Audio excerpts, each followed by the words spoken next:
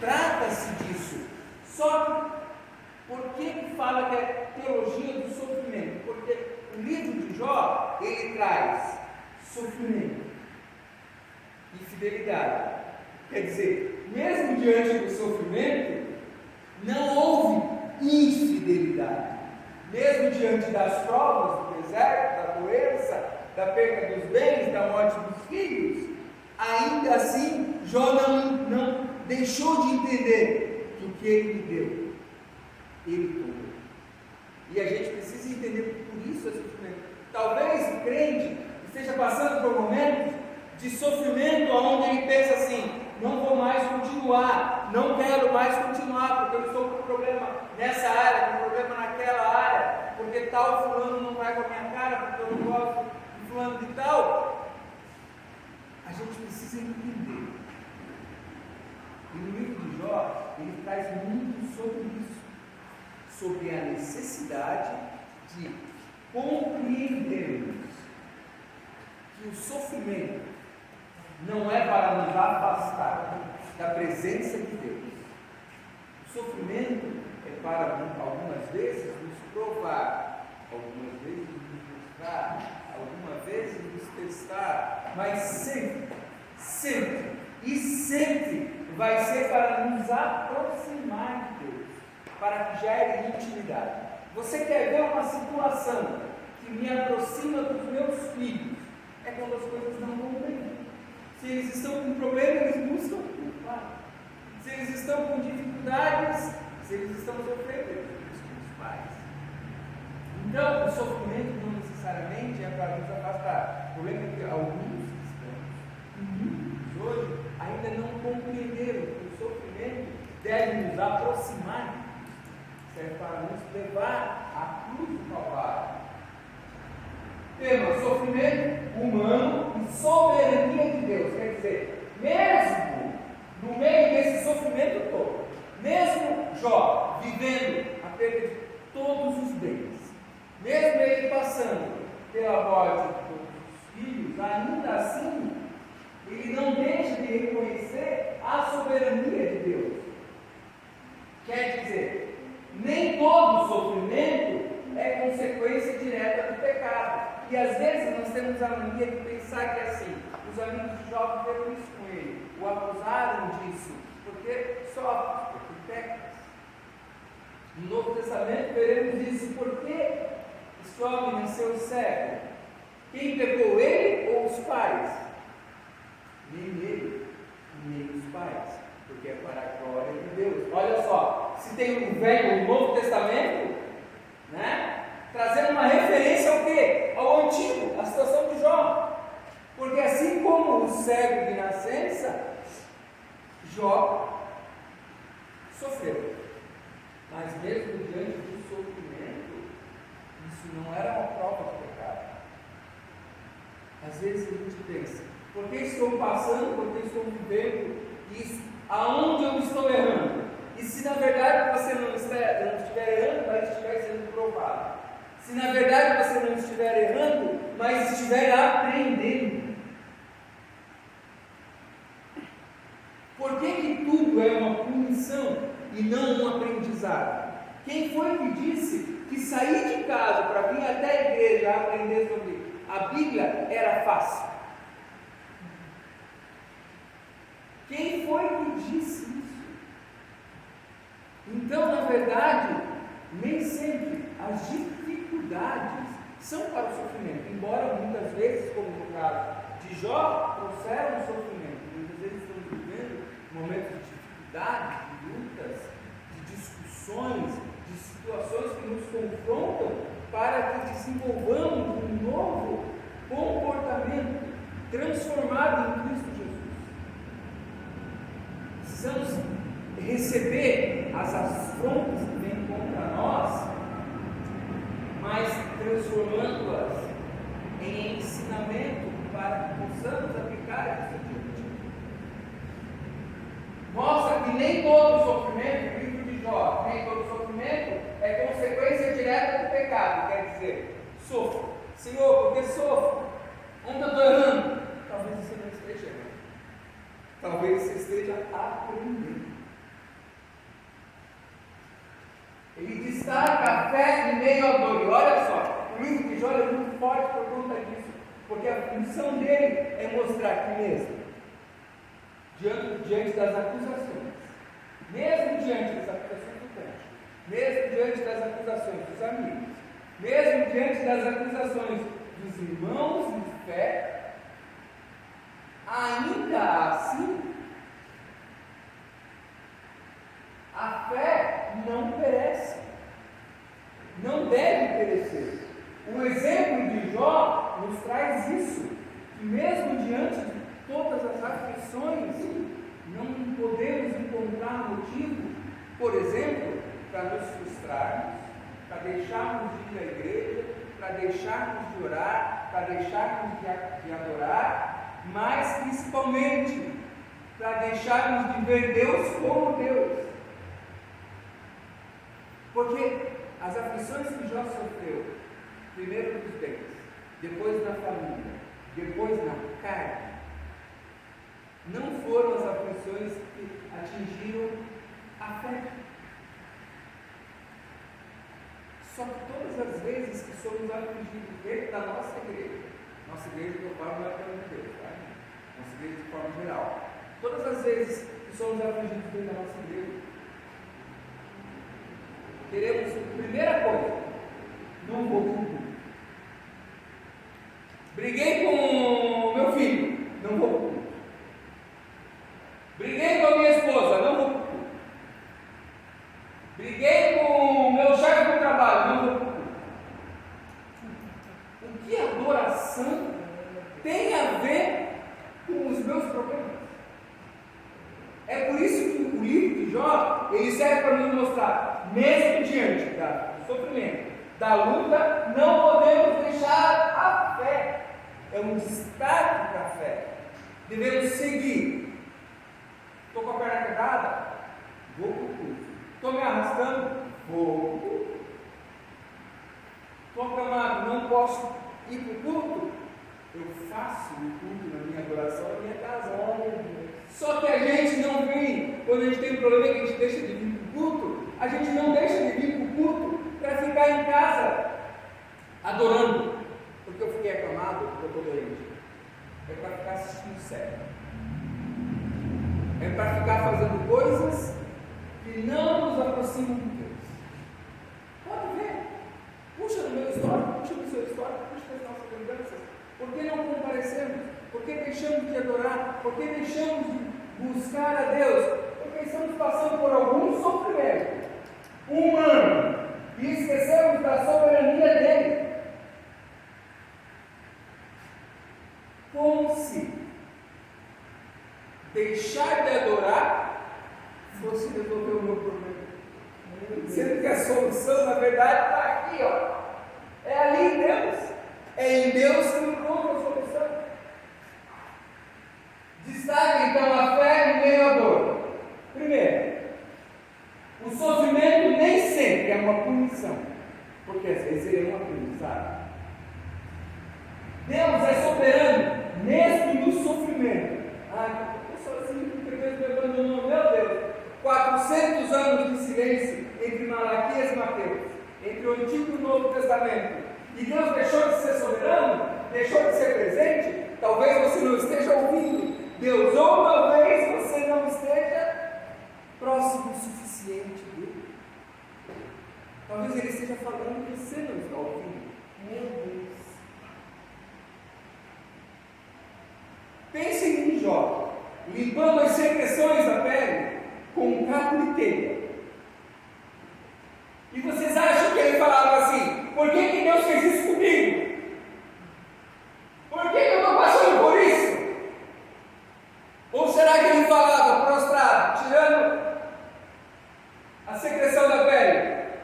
Louvado seja Deus. Glória a Deus. Aleluia. Glória a Deus. Gente, mesmo diante das lutas, eu não consigo ver Jó amaldiçoando o que passava, ainda que no meio do sofrimento, enfraquecido, entendia que não era Deus. Deus é soberano, mesmo no meio do sofrimento, mesmo na luta do casamento, mesmo na luta financeira,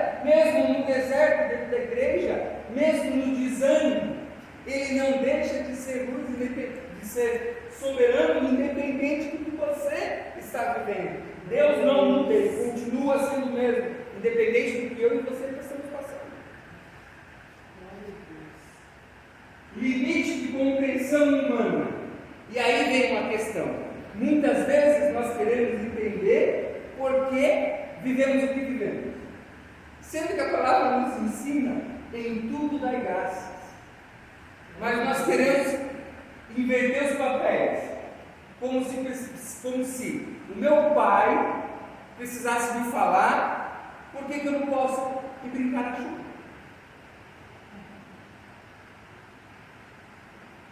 Traz um pouco da sua memória de infância.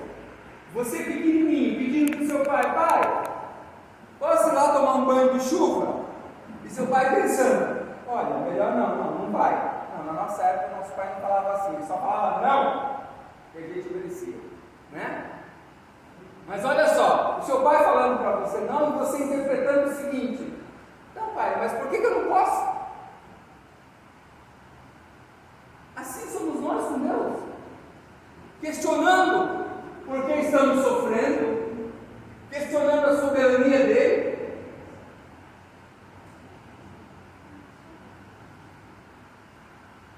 Fé, além das circunstâncias. É isso que o livro de Romanos nos endossa, nos mostra, que não devemos perder a fé, independente da circunstância que estamos vivendo. O livro de Romanos é exatamente para isso, para nos mostrar que mesmo se eu encontrar o meu filho no lugar que eu não quero, eu não posso me afastar daqui. Mesmo se eu for traído pelo meu cônjuge, eu não posso me afastar daqui. Mesmo se eu perder todos os meus bens, eu não posso deixar de entender que a minha fé ela é essencial para a minha vida, porque sem fé é impossível agradar a Deus.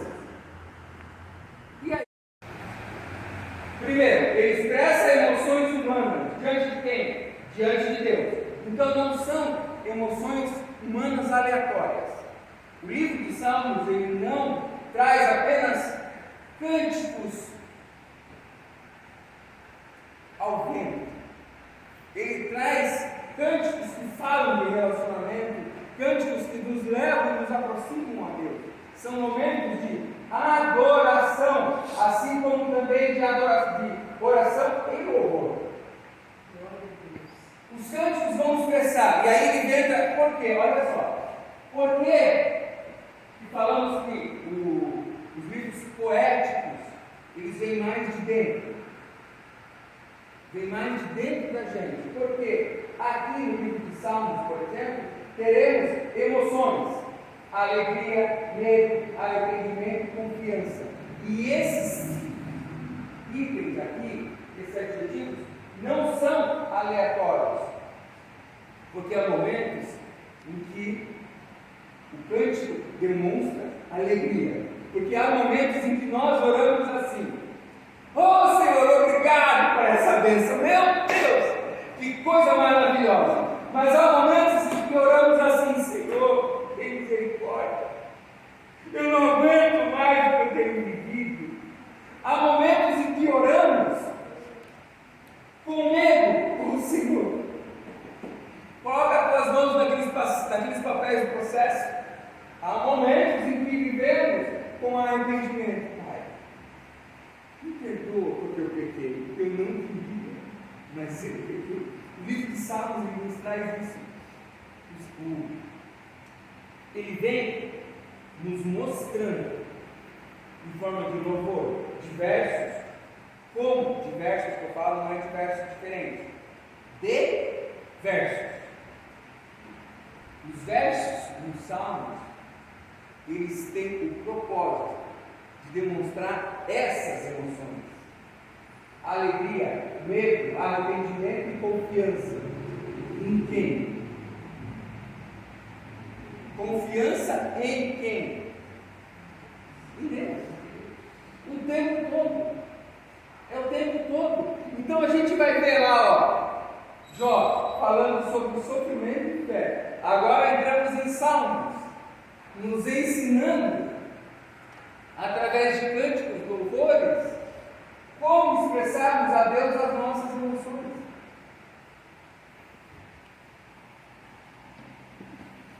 Eles expressam emoções diante de Deus, louvor, lamento e confiança. Salmos messiânicos, como Salmos 22 até 110, e a base da espiritualidade bíblica. Por quê? Porque muitos desses salmos eram usados inicialmente como início de liturgias de adoração. Os cultos que nós vemos hoje, muitos salmos eram usados com o propósito de adoração. Quando vejo que os livros poéticos, eles vão falando várias vezes sobre as nossas emoções, quer dizer, o que tem dentro nós estamos pondo para fora. Vem falando várias vezes sobre como demonstrarmos essas emoções, como vemos agora em Salmos, como lidarmos com essas emoções. Vamos adiante. Livro de Provérbios, um livro de sabedoria. Todo mundo sempre já ouviu falar muito do livro de Provérbios. E é muito citado. Pega-se versículos específicos de Provérbios para falar, para expor. Então vamos falar um pouquinho sobre ele. Primeiro, o tema dele é sabedoria prática para a vida. O livro de Provérbios, ele vem, vocês lembram que lá no comecinho eu falei sobre reflexão? Então o livro de Provérbios, ele vem nos falando exatamente sobre isso. Refletindo, só que agora diferente da adoração de Salmos, o livro de Provérbios está nos ensinando na prática como agir. Se acontecer isso, faça isso. O livro de Provérbios, ele vem nos ensinando como termos sabedoria prática, ativa, ação para as nossas vidas. Ele ensina como viver com prudência e fala sobre família, trabalho e decisões. Aí olha só, ensina como viver com prudência. Como viver com prudência, porque muitas vezes queremos fazer as coisas da nossa vontade, do nosso gosto.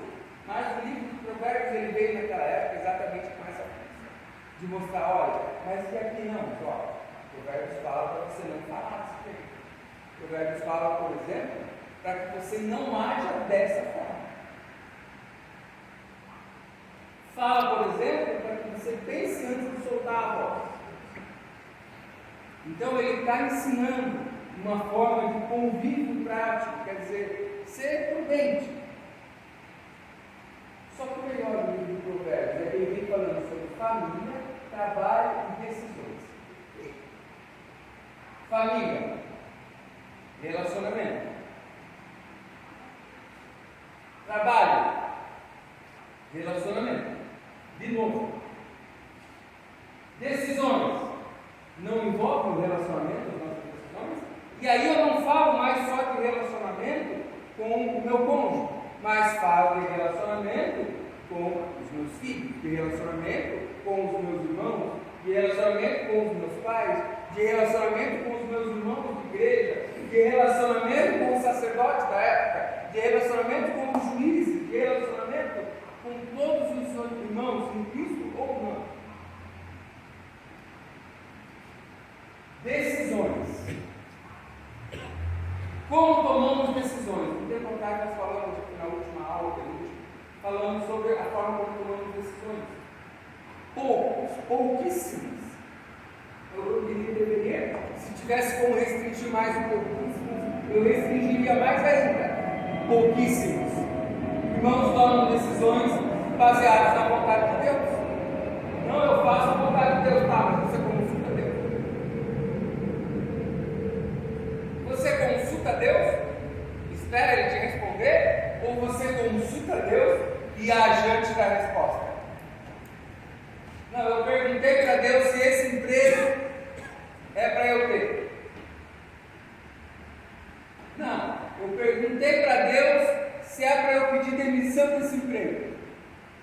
Mas antes de Deus responder, ou você já aceitou, ou você já pediu demissão. E aí?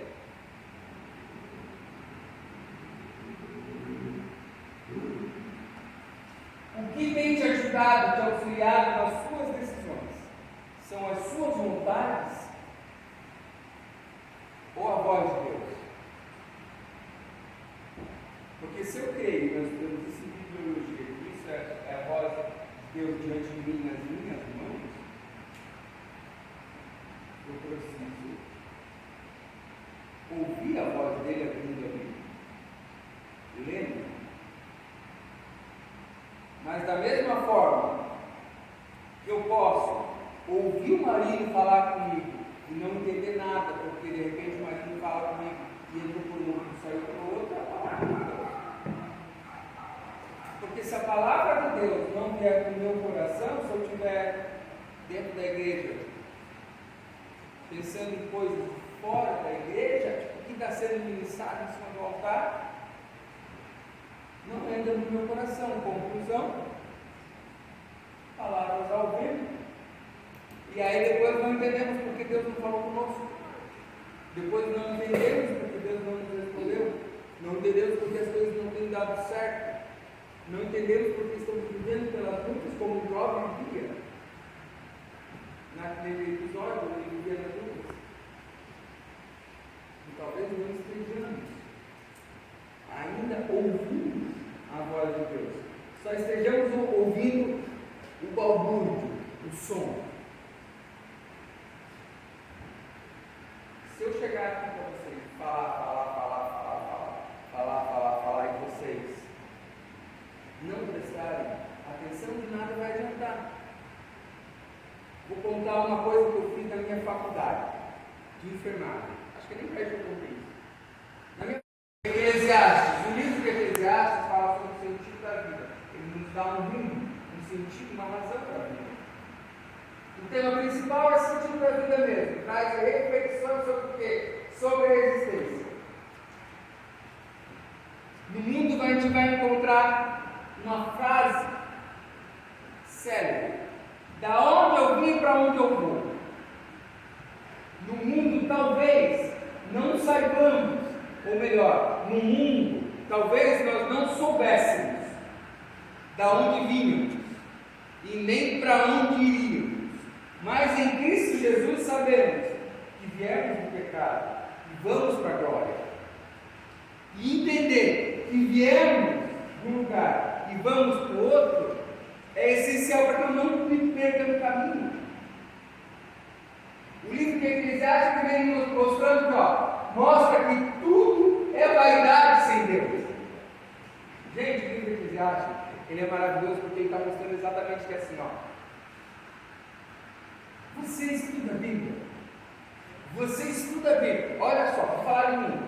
Pastor Luiz, você estuda a Bíblia para pregar? Você busca oração? Você faz isso?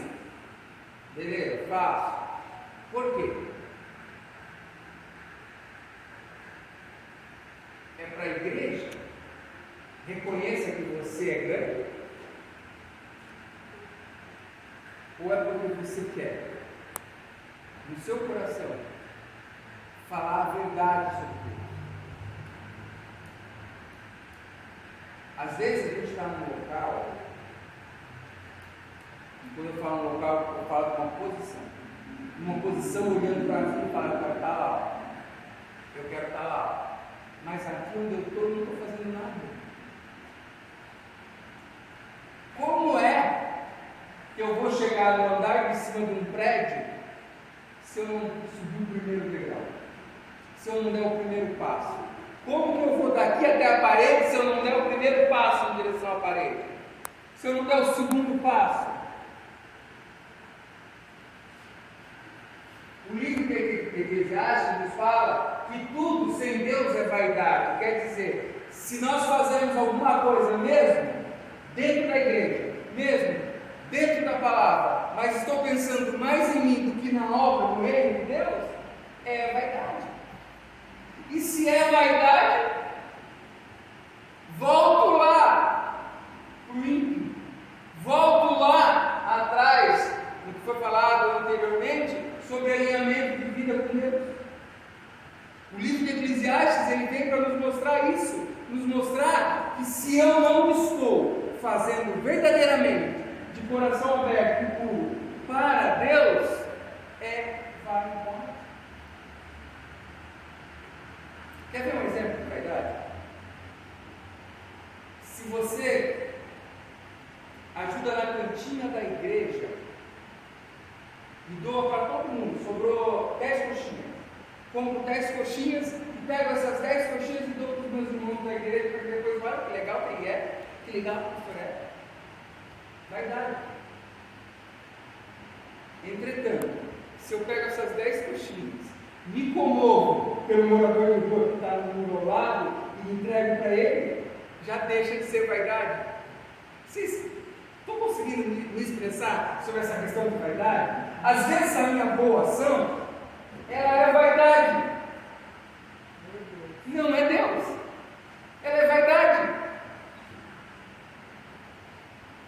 Tudo é vaidade se não tiver Deus. Se eu estou fazendo porque eu quero me mostrar ou tocar o coração de alguém, é vaidade. Estou fazendo por mim, é vaidade. Mas, se em vez disso eu faço para Deus, porque tudo é para Ele, tudo é por Ele, aí eu já tenho Deus. Então, se eu faço para Ele, já não é mais vaidade, é obra. E aí, quando eu faço obra, eu junto galardão. E aí, quando a gente fala da nossa coroa, guarda a tua coroa, algumas pessoas, que coroa é essa? Que coroa é essa que falam para a gente guardar? Olha aí, ó. Talvez realmente muitos crentes não tenham uma coroa, porque só tem vivido de vaidade, de reconhecimento aqui, esquecendo do nosso Deus. O livro de Eclesiastes nos traz ênfase sobre a vaidade da vida sem Deus, as limitações humanas, a reflexão existencial e, como conclusão, o temor a Deus. Então eu quero que observem aqui, ó, limitações humanas. Nós falamos sobre vaidade, eu quero falar agora sobre as limitações humanas. Até onde é limitada a minha obra? Até onde vai a limitação humana? Eu entendo, e agora não é a Bíblia, sou eu,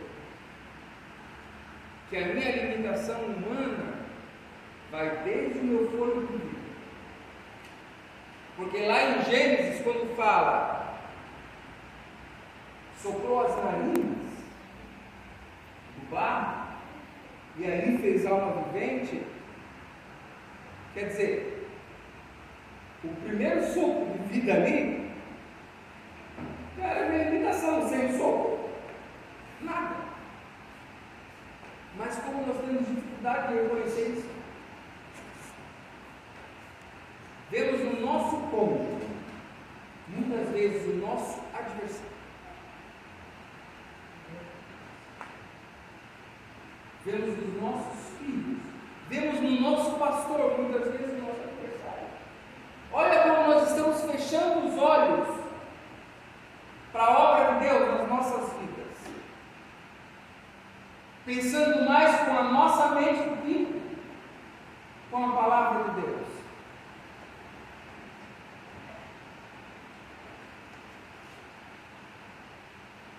Reflexão existencial.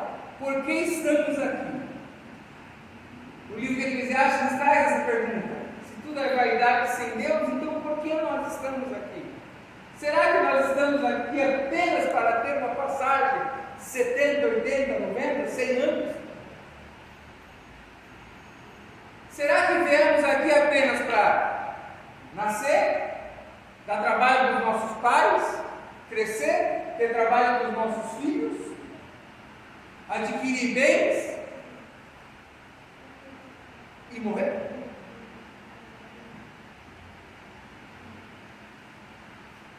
Quantas pessoas não têm refletido sobre isso?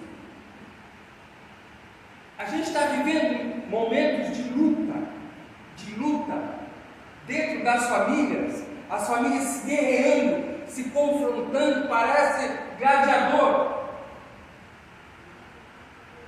Dentro das famílias, sem pensar, sem refletir, qual o nosso objetivo nesse mundo?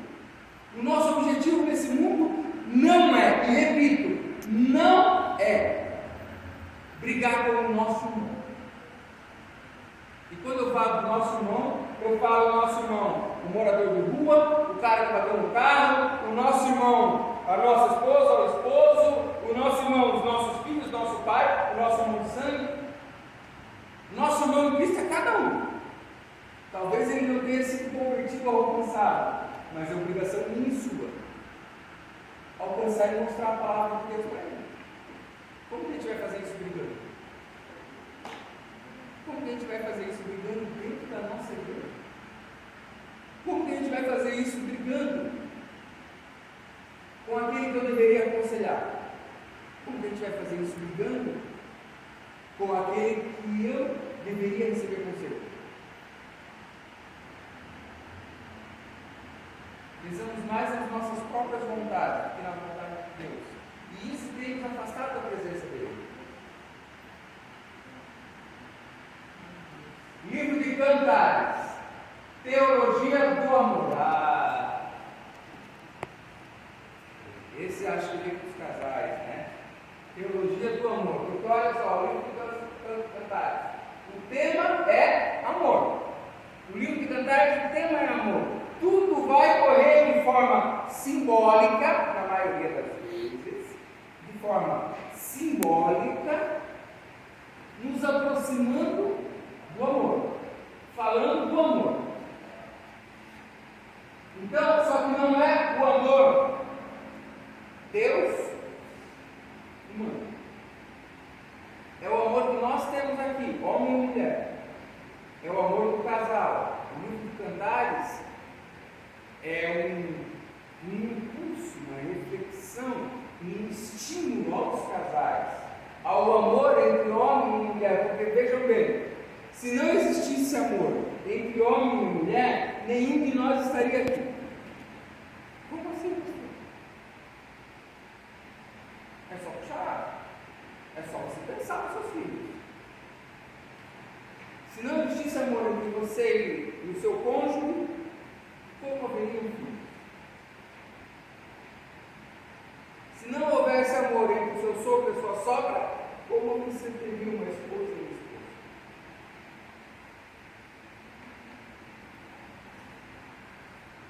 É interpretado como símbolo de amor de Deus pelo seu povo no segundo momento. Então, olha só.